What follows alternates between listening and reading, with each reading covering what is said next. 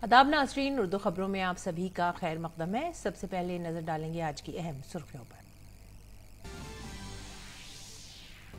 वजीर आजम नरेंद्र मोदी आज मन की बात रेडियो प्रोग्राम के दौरान अपने ख्यालात करेंगे मुश्तरक। मन की बात की 107वीं किस्त दूरदर्शन और ऑल इंडिया रेडियो के पूरे नेटवर्क पर की जाएगी नश्र।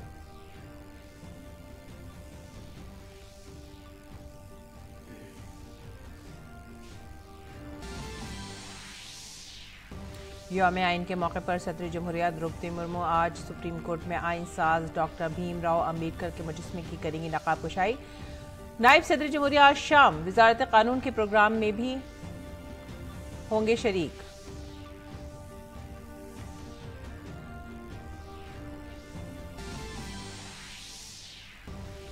तेलंगाना में इंतखाबी मुहिम जोर शोर से जारी। वजीर आजम नरेंद्र मोदी आज तोपरान और निर्मल में करेंगे रैलियां। मरकजी वजीर दाखिला अमित शाह करेंगे 4 रैलियों से खिताब। कांग्रेस और बीआरएस की भी होंगी कई अवामी रैलियां।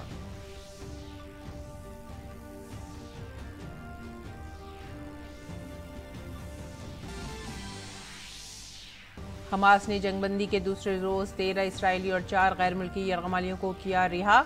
जंगबंदी के बाद इमदादी साजो सामान की तेज रफ्तारी से गजा तक रसाई हुई मुमकिन।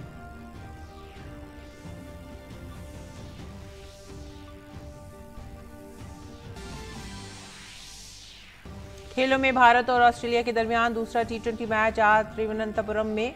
भारत को 5 मैचों की सीरीज में 1-0 की बढ़तरी है हासिल।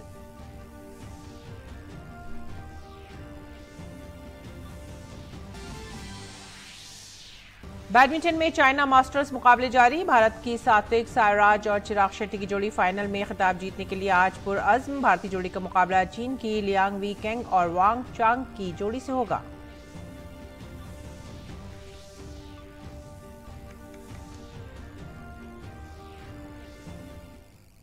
और अब अहम खबरों की तफसीलात। वजीर आजम नरेंद्र मोदी आज सुबह 11 बजे मन की बात प्रोग्राम में मुल्क और बैरून मुल्क के लोगों के साथ अपने ख्यालात मुश्तरक करेंगे।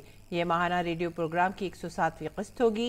ये प्रोग्राम ऑल इंडिया रेडियो और दूरदर्शन के पूरे नेटवर्क और ऑल इंडिया रेडियो की news website news on AIR पर नश्र किया जाएगा।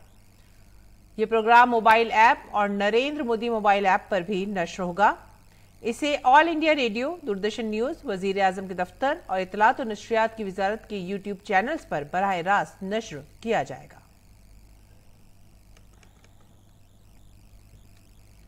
मुल्क भर में आज यौम आइन मनाया जा रहा है। यौम आइन के मौके पर सदर जमहूरिया द्रौपदी मुर्मू आज सुप्रीम कोर्ट में आइन साज डॉक्टर भीमराव अम्बेडकर के मुजस्मे की नकाब कुशाई करेंगी। चीफ जस्टिस DY चंद्रचूड़ की पहल पर डॉक्टर अम्बेडकर के मुजस्मे की नकाब कुशाई की जाएगी। काबिल जिक्र है कि 26 नवंबर 1949 आज़ाद भारत की तारीख का एक बड़ा तारीखी दिन था। इस दिन मुल्क का आइन तैयार हुआ और इस पर अमली जामा पहनाया गया। इस दिन की याद में हर साल 26 नवंबर को यौम आइन मनाया जाता है। और नायब सदर जमहूरिया जगदीप धनखड़ आज यौम आइन के मौके पर वजारत कानून की तरफ से मुनक़्क़दा प्रोग्राम में बतौर मेहमान खुसूसी शिरकत करेंगे।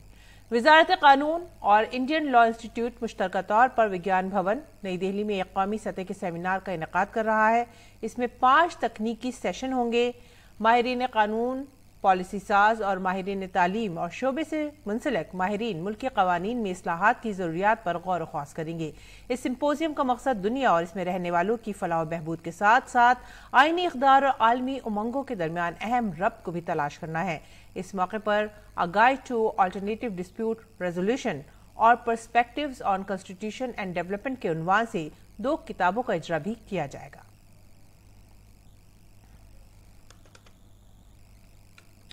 सदर जमहूरिया द्रौपदी मुर्मू आज 2 रोजा दौरे पर ओडिशा जाएंगी। सदर जमहूरिया कल पारादीप में पारादीप पोर्ट में अथॉरिटी की तरफ से मुनक़्क़दा बोईता बंदाना तकरीब में शिरकत करेंगी और वर्चुअल मीडियम के जरिए मल्टी मॉडल लॉजिस्टिक पार्क का इफ्तिताह भी करेंगी। वो एक नए आबी ज़खायर और पानी की सफाई के प्लांट और बंदरगाह की बस्ती के लिए जहाज ट्रैफिक मैनेजमेंट और इंफॉर्मेशन सिस्टम का संग बुनियाद भी रखेंगी। सदर जमहूरिया माहीगीरों से भी बातचीत करेंगी। रुख करते हैं तेलंगाना का। तेलंगाना में इंतखाबी मुहिम आखिरी मरहले में पहुंच गई है। रियासत में इंतखाबी मुहिम में सिर्फ 4 दिन ही बाकी रह गए हैं।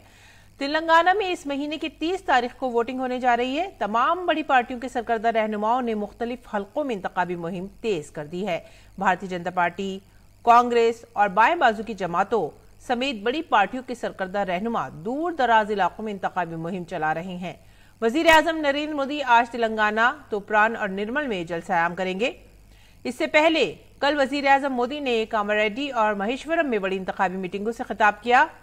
यूपीए और बीआरएस को तनकीद का निशाना बनाते हुए उन्होंने कहा कि वोट बैंक की सियासत की तारीख नाम बदलकर नहीं बदली जा सकती।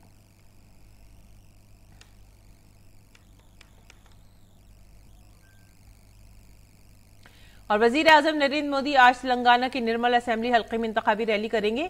निर्मल असेंबली सीट आदिलाबाद लोकसभा हल्के का हिस्सा है। हमारे नुमाइंदे राजेश राज ने आदिलाबाद लोकसभा हल्के के बीजेपी इंचार्ज अलजापुर श्रीनिवास से खुसूसी बातचीत की, जो इंतखाबी मुहिम की कमान संभाल रहे हैं।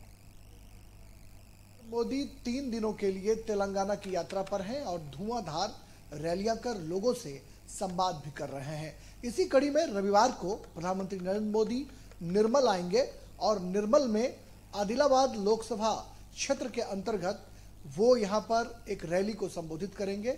और हमारे साथ अभी इस मुद्दे पर बातचीत करने के लिए जो अलजापुर श्रीनिवास, जो लोकसभा के प्रभारी हैं आदिलाबाद के, वो अभी हमारे साथ बातचीत के लिए मौजूद हैं, जो पीएम मोदी की रैली को सफल बनाने के लिए मशक्कत कर रहे हैं। सर, कैसे देखते हैं पीएम मोदी की ये यात्रा और भारतीय जनता पार्टी के कार्यकर्ताओं में और पार्टी के जो पदाधिकारी हैं और प्रत्याशी हैं, उसमें कितना जो है वो जान फूंक पाएगा? डेफिनेटली श्री नरेंद्र मोदी जी यहाँ पर इस इलेक्शन चुनाव के संदर्भ में आने पर भारतीय जनता पार्टी का कद बहुत बड़े आगे बढ़ जाएगा। यहाँ पर कुल मिलाकर 7 असेंबली सेगमेंट्स हैं हैदराबाद पार्लियामेंट में। 7 के साथ जीतने की आशंका है। मोदी जी पर जबरदस्त प्रभाव है, मोदी जी का काम के, मोदी जी के निर्णयों का। यहाँ के न केवल हिंदू बल्कि मुस्लिम महिलाएं भी बीजेपी को वोट देने के लिए तैयार है। महिलाओं पर 370 आर्टिकल समझो कश्मीर का, या ट्रिपल तलाक समझो, ये निर्णयों पर यहाँ पर बहुत ही अच्छा मोदी जी का निर्णय पर प्रभाव पड़ा है। केसीआर का जो भ्रष्टाचार है, क्या भ्रष्टाचार पर भी हमलावर है? लगातार भारतीय जनता पार्टी इस मुद्दे को उठा रही है।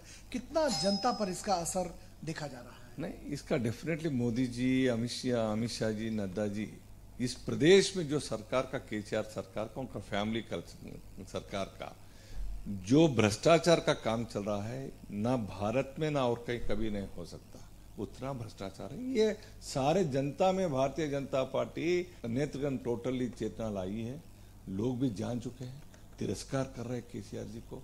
इस बार टीआरएस या बीआरएस किसी सूरत में सत्ता के बाहर होने वाला है। भारतीय जनता पार्टी डेफिनेटली चुन कर आएगा, ये जनता का विश्वास। बीजेपी इस बार एड़ी चोटी का जोर लगा रही है और उसे उम्मीद है कि वो सत्ता में आएगी, नहीं तो जो सरकार बनेगी वो सरकार बिना बीजेपी के नहीं बनेगी। कैमरामैन ललित के साथ निर्मल, तेलंगाना से मैं राजेश राज, डीडी न्यूज के लिए। बीजेपी तेलंगाना में मिशन मोड पर है। पार्टी पूरी ताकत के साथ इंतखाबी मुहिम में मसरूफ है। रियासत में वजीर आजम मोदी समेत बीजेपी पार्टी के सीनियर लीडरों की मुहिम जारी है। मरकजी वजीर दाखिला अमित शाह रियासत की कमान संभाल रहे हैं। अमित शाह आज रियासत में 4 अवामी जलसों से खिताब भी करेंगे। तेलंगाना के नारायणपेट जिले में मुक्तुल असेंबली हल्का, मुलुगु असेंबली हल्का, भवनगीर असेंबली, कुकटपल्ली असेंबली में पार्टी उम्मीदवारों के लिए मुहिम चलाएंगे। इससे पहले अमित शाह ने कल तेलंगाना के कोल्हापुर में एक इंतखाबी रैली से खिताब किया था। उन्होंने इल्जाम लगाया कि केसीआर हुकूमत के दौरान 14 से ज्यादा पर्चे लीक हुए थे।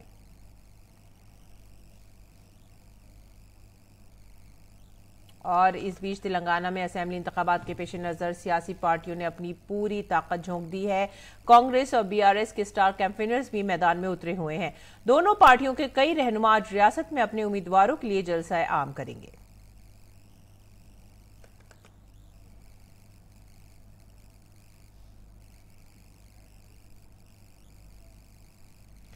इलेक्शन कमीशन ने भारत राष्ट्रीय समिति के कारगुजार सदर तारक रामाराव को नोटिस जारी किया है और सरकारी कॉम्प्लेक्स टी वर्क्स में इजलास के इनेकाद के लिए वजाहत देने की हिदायत दी गई है। कमीशन के प्रिंसिपल सेक्रेटरी अविनाश कुमार ने वजाहत देने के लिए आज दोपहर 3 बजे की आखिरी तारीख मुकर्रर की है और अगर इस पर अमल नहीं किया गया तो मुनासिब कार्रवाई का इंतबाह भी दिया गया है। कुछ दिन पहले ये नोटिस कांग्रेस एमपी रणदीप सिंह सरजेवाला की शिकायत पर जारी किया गया था। सरजेवाला ने इल्जाम लगाया था कि तारक रामाराव ने इंतखाबी ज़ाब्ते अखलाक की खिलाफ वर्जी करते हुए सरकारी अहाते में नौजवानों के साथ मीटिंग की थी और रोजगार के मौके से मुतालिक वादे भी किए थे। और अब रुख करते हैं राजस्थान का। राजस्थान में असेंबली इंतखाबात के लिए वोटिंग कल पुरअमन तरीके से हुई। चंद वाकयात को छोड़कर रियासत की कुल 200 सीटों में से 199 सीटों पर 74.11% वोटिंग हुई। हतमी आदाद-ओ-शुमार अभी आना बाकी हैं। जो वोटर मुकर्ररा वक्त शाम 6 बजे तक पोलिंग बूथ में दाखिल हुए उन्हें बाद में भी वोट डालने की इजाजत दी गई। वोटिंग खत्म होने के साथ ही ईवीएम और वीवीपैट मशीनों को पोलिंग मराकज से अजला के गिनती मराकज कायम किए गए स्ट्रांग रूम तक पहुंचाने का काम भी शुरू कर दिया गया है।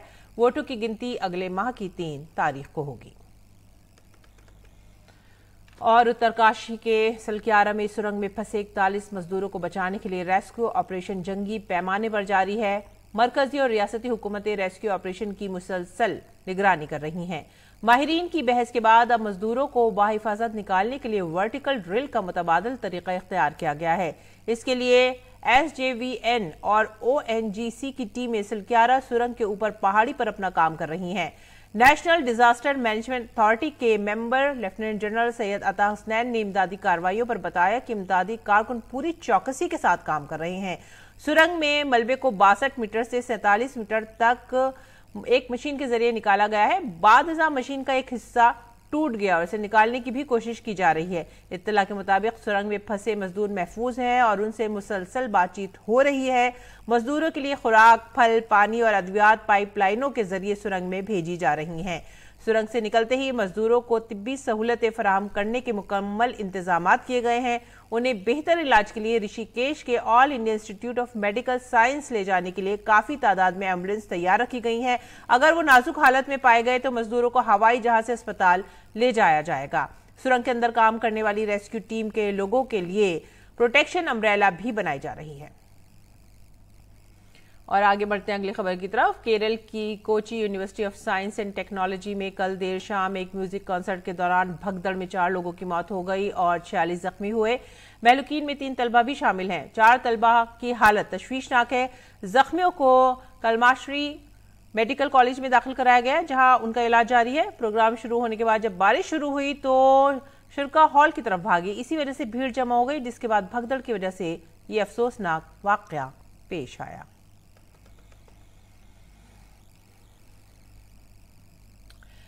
और दिल्ली के प्रगति मैदान में जारी भारतीय बैनुल-अक़वामी तिजारती मेले में कानपुर की जूट की गुड़िया जहां तवज्जो का खास मरकज बन गई है, तो वहीं आयुर्वेद के स्नैक्स ने भी अपनी मुनफरिद पहचान बना ली है।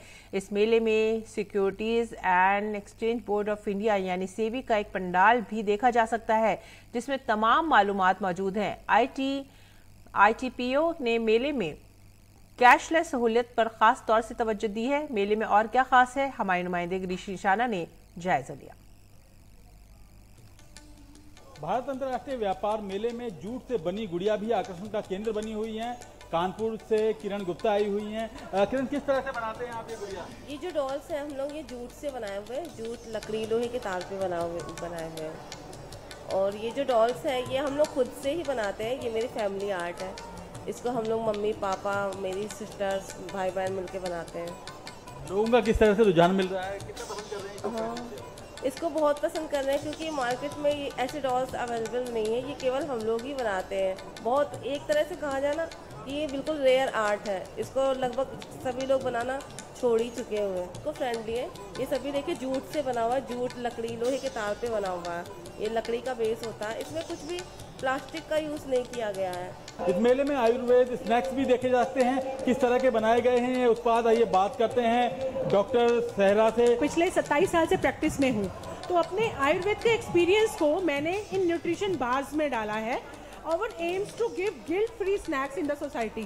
तो उस तरीके से हमने आयुर्वेदिक हर्ब्स को अलग अलग फॉर्मुलेशन में, जैसे इम्यूनिटी के लिए ऐड किया है, उसमें इम्यूनिटी के लिए अश्वगंधा आंवला डाला है, दूसरा हमने प्रोटीन के लिए, फिर हमने किड्स की ग्रोथ के लिए ऐसे अलग अलग बनाए हैं।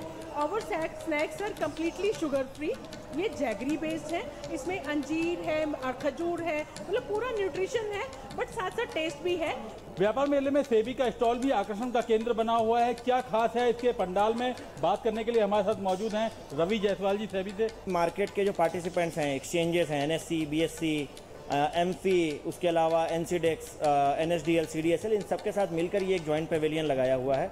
इसका मुख्य जो आकर्षण है, हम मपेट शो वगैरह कराते हैं, नुक्कड़ नाटक कराते हैं। जो भी मेले में आए हुए इन्वेस्टर्स हैं, उनकी अगर यदि कोई क्वेरी है तो उसके लिए हमने एक रिसेप्शन डेस्क बनाया हुआ है, वहाँ पर उनकी क्वेरीज को सॉल्व किया जाता है। किसी भी तरीके की कोई परेशानी है तो उनको रेस्पेक्टिव काउंटर्स पे भेजा जाता है ताकि उनकी समस्या का सही निदान हो सके।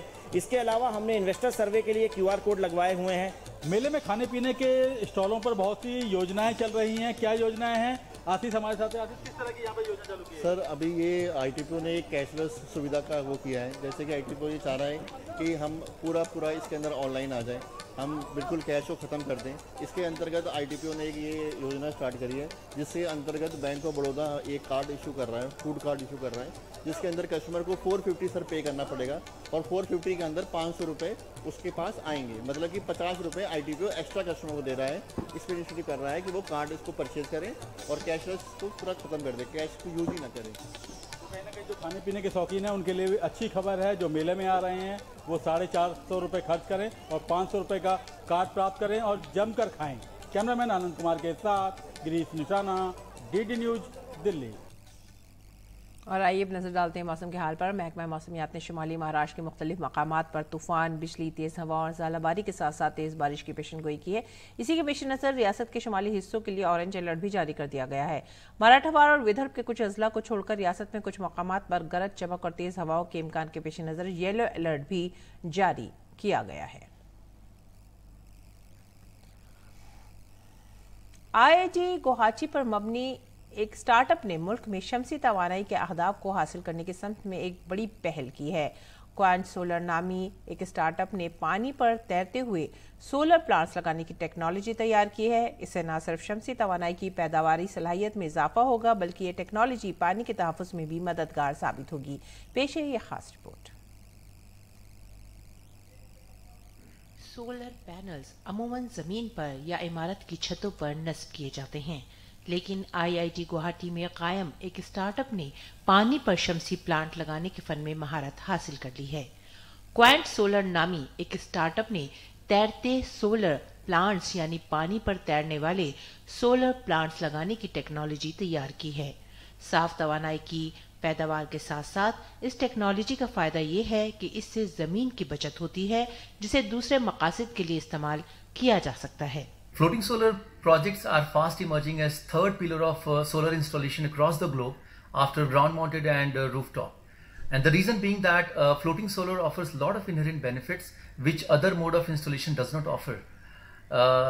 Among these benefits, the most crucial one is about saving land, because we can use the unutilized water surface of reservoirs, dams, lakes, and that helps in saving the land for better utility.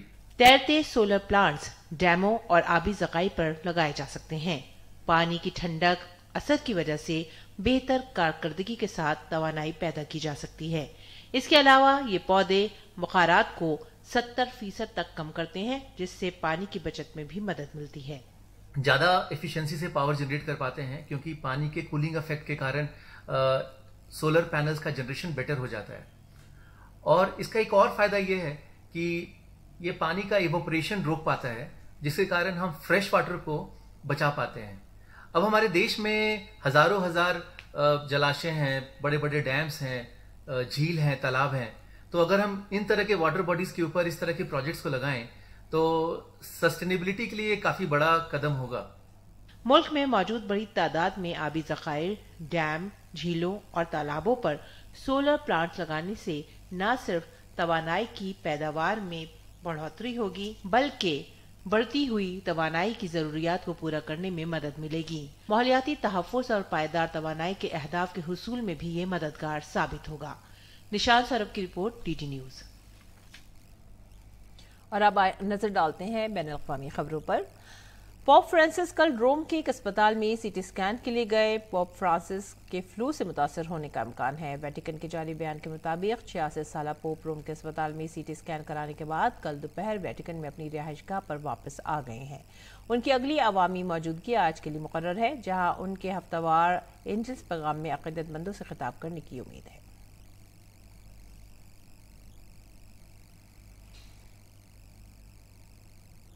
Pakistan के साबिक वजीर आजम इमरान खान ने Al-Qadir trust बदउनवानी मामले में जमानत के लिए गुज़िश्ता रोज supreme court से अपील की थी। इस मामले में इमरान और उनकी अहलिया बुशरा बीबी पर इल्जाम है कि उन्होंने रियल एस्टेट फर्म को बचाने के लिए 50 अरब रुपए और 57 एकड़ जमीन ली थी। साबिक वजीर आजम 26 सितंबर से रावलपिंडी की अजियाला जेल में कैद है। इस्लामाबाद हाई कोर्ट ने 14 नवंबर को इमरान खान की जमानत की दरख्वास्त मुस्तरद कर दी थी। इमरान ने इल्जाम लगाया कि कौमी एहतसाब ब्यूरो यानी NAB ने साबिका हुकूमत के साथ मिलकर उन्हें हरासा करने के लिए इस्तेमाल किया है। और इसराइल और हमास के दरमियान 4 रोज़ा जंगबंदी के दौरान गाजा में इंसानी इमदाद तेजी से पहुंच रही है। हमास के तर्जुमान इस्लाम हमदान ने बताया कि जुमे से अब तक 340 ट्रक इमदादी साजो सामान लेकर गाजा पहुंचे हैं। इनमें से 65 ट्रक शुमाली गाजा की तरफ पहुंचाए गए हैं। दरिसना इसराइल ने कहा है कि जंगबंदी की तमाम तर शराइत का एहतराम कर रहा है और अक़वाम मुत्तहिदा की निगरानी में शुमाली गाजा में खुराक, पानी, रिलीफ कैंपों का साजो सामान और तिब्बी आलात के 50 ट्रक तैनात कर रहा है।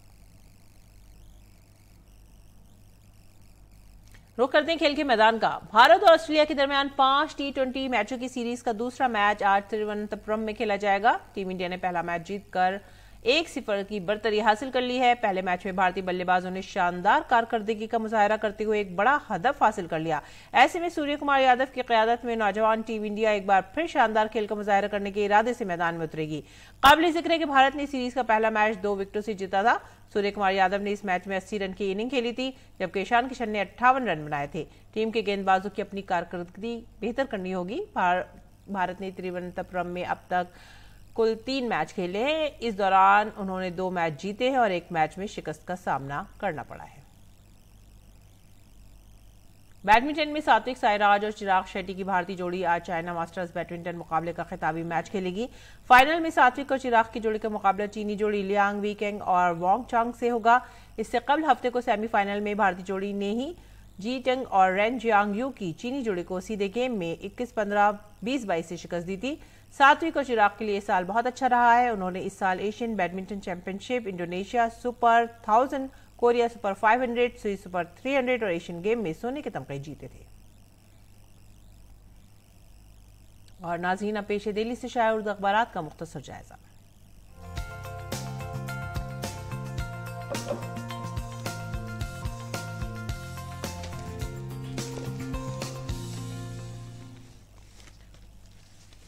उर्दू अखबारात के जायजे में जो सबसे पहली खबर हम ले रहे हैं वो है रोजनामा इनकलाब से, और ये राजस्थान से मुताल्लिक़ है। राजस्थान में पुरअमन माहौल में 70% से ज़्यादा पोलिंग हुई है। वज़ीर आला अशोक गहलोत, सचिन पायलट, वसुंधरा राजे, कई अहम लीडरों की किस्मत का फैसला वोटिंग मशीनों में बंद हो गया है।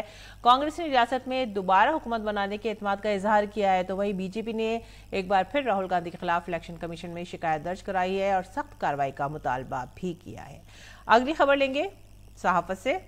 हमास ने 24 और इसराइल ने 39 फ़िलिस्तीनी कैदियों को रिहा किया है। गजा में 4 रोज़ा आर्जी जंगबंदी मुआहदे के तहत पहला मरहला मुकम्मल हो गया और इस बीच रफा क्रॉसिंग के जरिए तेजी के साथ इमदादी साजो सामान गजा पहुंचाया जा रहा है। आगे बढ़ते हैं अगली खबर की तरफ। वज़ीर आज़म मोदी ने लड़ाका तैयारे तेजस में उड़ान भरी है और आत्मनिर्भर भारत की जीत बताया इस लम्हे को। उन्होंने कहा कि मुझे फ़ख्र है कि मैं भारत में ही तैयार करदा इस तैयारे में उड़ान भर रहा हूं। आगे बढ़ते हैं अगली खबर की तरफ। RBI ने 3 बैंकों पर आयद किया 10 करोड़ रुपए का जुर्माना और कवायद की खिलाफ वर्जी मामले में मरकजी बैंक ने सिटी बैंक पर सबसे ज्यादा जुर्माना आयद किया है।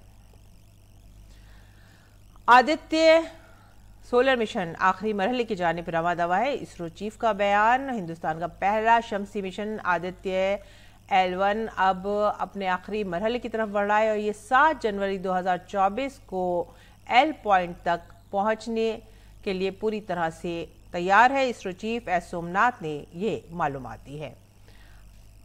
आगे बढ़ेंगे अगले अखबार की तरफ। हमारा समाज, उत्तरकाशी सुरंग हादसा, मशीनों की नाकामी के बाद हादसे ड्रिलिंग पर गौर किया जा रहा है। उत्तरकाशी सुरंग हादसे में ऑगर मशीन के ब्लेड टूट जाने की वजह से तातुल का शिकार हो गई है रेस्क्यू मिशन, और अब वर्टिकल ड्रिलिंग पर गौर ख़ौस किया जा रहा है। साथ ही साथ कितने मुतबादिल इस सिलसिले में आगे आएंगे, इस पर भी गौर ख़ौस किया जा रहा है। पूरी तरह से जंगी पैमाने पर काम जारी है और मजदूरों से लगातार बातचीत के साथ साथ उनको खाने पीने की सहूलियात लगातार पाइपों के जरिए पहुंचाई जा रही हैं। अगली खबर की तरफ रुख करते हैं। बड़ा सवाल यह है कि मसनवी ज़हानत आर्टिफिशियल इंटेलिजेंस का जिम्मेदारी से इस्तेमाल कैसे किया जाए। चीफ जस्टिस का बयान, और चीफ जस्टिस ऑफ इंडिया ने यह कहा है कि आर्टिफिशियल इंटेलिजेंस को बहुत ही ज़्यादा देखभाल के साथ इस्तेमाल करने की ज़रूरत है। आगे बढ़ते हैं अगली खबर की तरफ। नोएडा बैनुल-अक़वामी हवाई अड्डे से अगले साल शुरू होगी परवाज़, और नोएडा बैनुल-अक़वामी हवाई अड्डा हफ्ते को इंडिगो एयरलाइन के साथ एक मफाहमत की याददाश्त एमयू पर दस्तखत किए गए हैं, जिसके मुताबिक ज़ेर तामीर हवाई अड्डे पर परवाज़ों का इफ्तिताह इंडिगो एयरलाइन से ही होगा। आगे बढ़ते हैं अगले खबर की तरफ। महुआ के खिलाफ रिश्वत केस में सीबीआई की जांच शुरू हो गई। और इसके बाद की जो खबर है यह है, सरकार बनी तो तेलंगाना में पसमानदा तबके के लीडर को वजीर आला बनाया जाएगा। वजीर आला नरेंद्र मोदी का बयान। तेलंगाना में बीजेपी के इक़्तिदार में आते ही मुस्लिम रिजर्वेशन भी ख़त्म कर दी जाएगी। अमित शाह का बयान। ये थे आज गर्द अखबारात, और अब रुख करते हैं अगली खबर की तरफ, और ये है मौसम का हाल।